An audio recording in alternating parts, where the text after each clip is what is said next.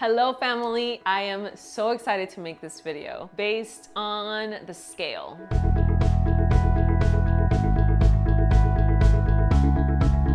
Before we start this video, I would love if you comment below what your relationship with the scale is, what your history with the scale has been, how you deal with it. I would really love to create a conversation around this subject because I know that it's something present for a lot of women, or that it has been very present in part of their lives. This video is very personal to me and it makes me very vulnerable to share it with you, but I know that you guys are my family. You guys are the Yovana fam, and I'm ready to share it with you. So for a lot of us women, a relationship with the scale cannot be a very healthy one in certain points of our lives. So I'll tell you a little bit of my history with the scale. I basically found out what the scale was, or how I related to the scale, when I was around 11 years old, which was when my eating disorders developed. I suffered from eating disorders when I was in middle school, in high school, and actually have a video on that here on my channel. I will link it below. And for some reason, one day I saw the scale and I decided that that number was too much, that it needed to be lower. When I was a very healthy girl, that's when I developed first anorexia, then bulimia, and then anorexia again. Then when I finished high school, after many years of therapy, I overcame these eating disorders, but I knew that I always had to be very careful with my eating disorder thoughts. About 5 years ago was when I went vegan,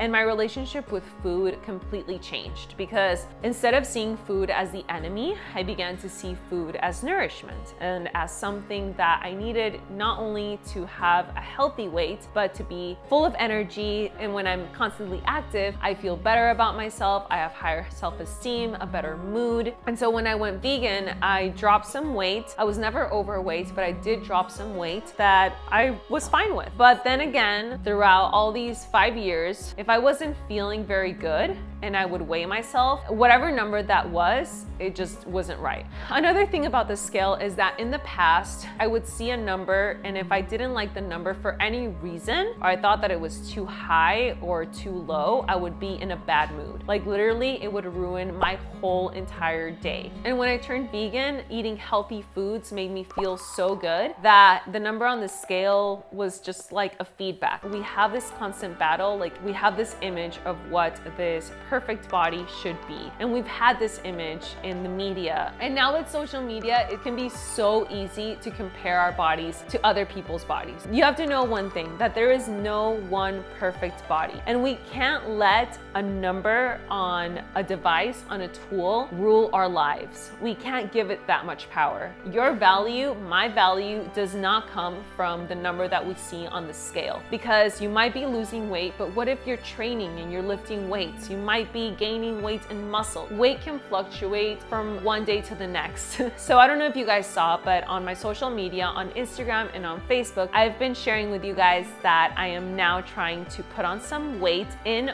muscle. I've been very consistent with my weight training, and I've been eating tons more calories because I want to put on this muscle mass. It's something that I've always wanted to do, but I have never been like very consistent with my exercises and with my eating. So now I'm tracking my macros a little bit more and having my goal really in mind of what I want. And I honestly don't want to weigh myself during this process and have that number get in the way of my goals, because I know that the most important thing is that I'm healthy, that I feel good, and whatever it is that I see on the mirror that I like. And I know that exercising makes me feel amazing. All right, so how about we go and take that scale out of the house?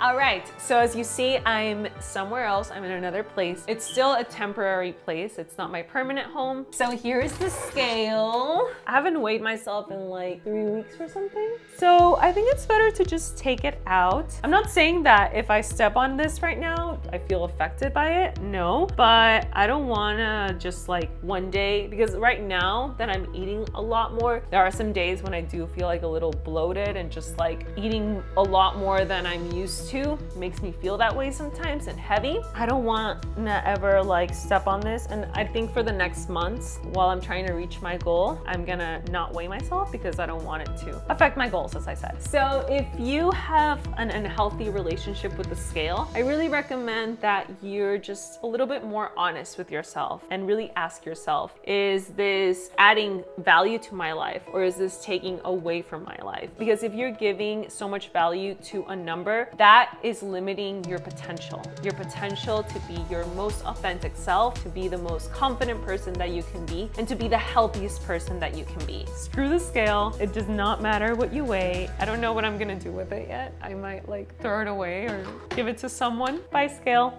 See ya. Another thing that I would like for you to ask yourself, what is my ideal body? How do I want to feel? Like, what is my ideal way of feeling physically? What is my ideal relationship with food? What is my ideal relationship with exercise? What is it that you want? Not what society has told you that you should want. And once I began to really ask myself these questions, I was able to create goals for myself that were beyond a number on a scale. So that was it for this video. Thank you guys so much for your support, always, for your love, for being here, and for giving me the space for me to be myself. I love you, kisses, and I'll see you in the next video, okay?